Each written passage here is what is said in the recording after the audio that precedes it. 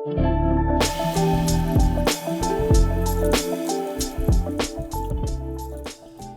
I'm in my practice and I'm doing passive mobilizations on people and they have a hip injury, there's a lot of fear, and people don't like pain, and so they're afraid that they're going to get hurt.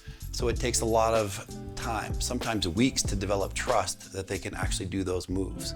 But I've noticed that when they're in the iStretch and they're holding the reins themselves, they can tension and release in these incremental ways, and they don't have as much fear. I see much bigger gains in the sessions that they do because they're in control.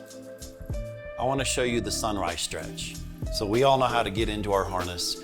We know how to put it on our feet. And this is the straight stretch. And most of us would say, wow, what a great relaxing stretch. But if you really relax, you're gonna lose your leg because you're actually having to use the accessory muscles in order to keep your leg in that position. So the beauty of the iStretch is you can use the second foot on the active leg.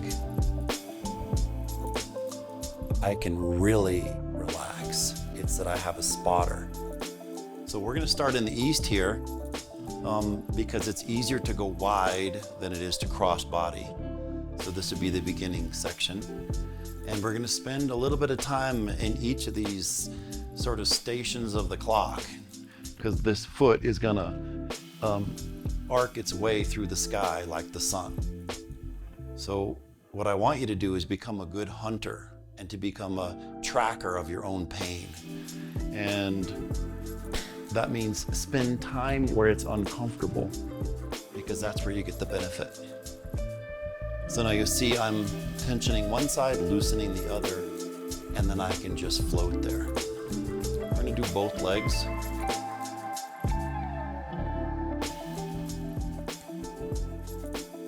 Back to straight now.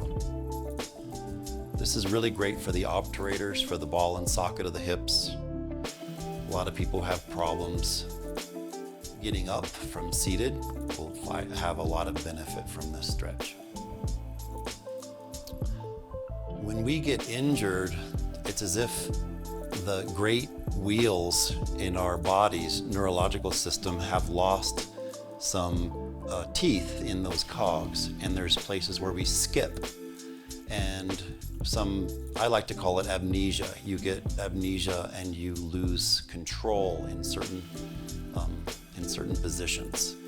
And this is a way to neurologically reprogram all of your weak spots and recondition your injuries.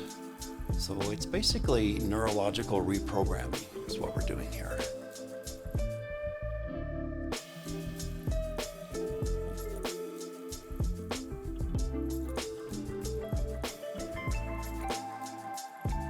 So this is the hard part for me. I'm feeling my gluteus medius, my gluteus minimus really light up. And if you have a lot of hip pain, I'd like you to go talk to your doctor before doing this. But if you have just a little discomfort and stiffness, like most of us, I think you're gonna get a lot of benefit from this. So that's the arc. That's one arc. So now let's switch it up and put it on the other leg. You're gonna notice that some places in your hip are more challenged than others. So you wanna have a lot of care around those places and also spend more time in those locations that are injured. I like to think of it as the cogs in a wheel, the old gears, and they have teeth. And through injury, some of the teeth get removed neurologically. So we skip through portions of our movement. And in this way, you're really learning about neurological reprogramming. You're growing teeth back in the gears, and that helps keep you smooth so you don't become a wobble, and that you have smooth transmission of movement. You can adjust it higher or lower depending on where your pain cycle is, where your injury lays. So I need to get mine a little bit higher here. This operates and heals more of that adductor and the attachment at the sits bones. And the cool thing is everybody's different. So really the whole notion that one exercise is going to be beneficial for everybody is not true. And some of you won't feel this in places that I do, and that's going to be not really important for you to do that part. You want to spend time where it hurts you more, where it's more challenging for you.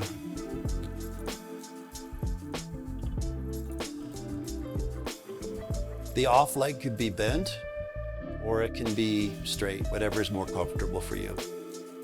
Because really you just want to be mindful and conscious of your hips.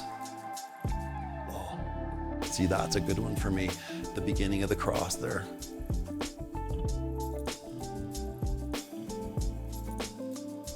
You can also pump this a little bit if you want. When I straighten out all the way, I'm getting much more activation behind my knee.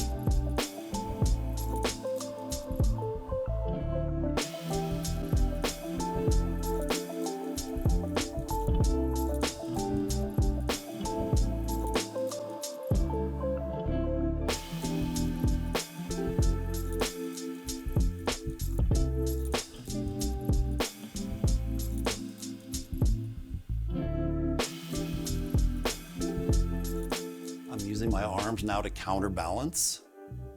Ideally, I want your pelvis to be locked on the mat, not tilting over. That's kind of cheating it. So really be conscious of your sits bones and your sacrum being on the floor, being connected. And I'd have to say, if people aren't really feeling this, it's probably because they're doing more of a cross-body cheating it.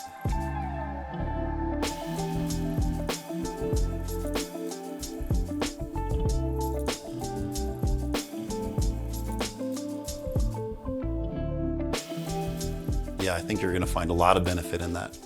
Hope you enjoyed it. Thank you.